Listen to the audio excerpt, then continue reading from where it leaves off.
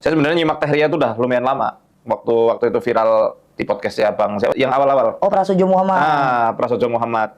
Itu pas banget doa yang Teteh waktu itu sampaikan, testimoninya la ilaha illallah subhanaka inni kuntu minaz zalimin. Itu benar-benar menghancurkan sihir. Kok beberapa praktisi yang saya wawancarai sama. Itu menarik itu.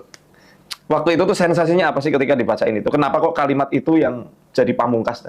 Padahal kan ada ayat kursi, ada Al-Baqarah 102 dan lain-lainnya gitu.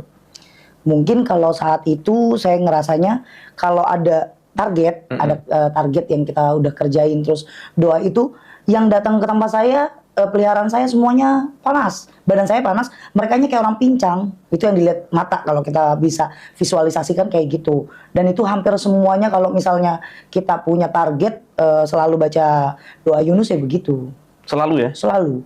Dan itu siapapun yang baca, nggak mesti kiai, nggak mesti ulama. Iya, yang penting bacanya itu tulus memang dari dasar hati minta sama Allah gitu. Itu kan apa ya, ibaratnya kayak zikir kepasrahan ya. Iya, zikir tauhid, pasrah, pensucian, terus pengakuan dirinya zolim ya.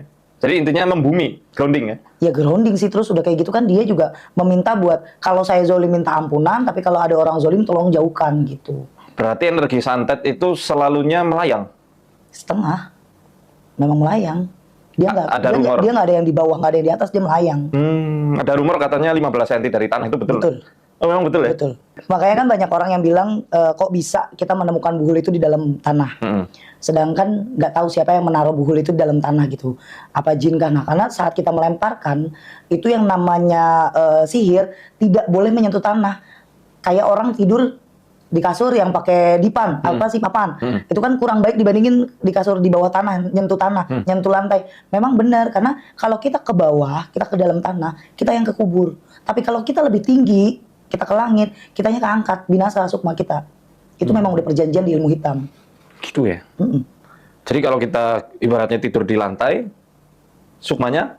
Masih bagus. Masih bagus. Maksudnya kenaknya itu dari yang 90% cuma 40-30%.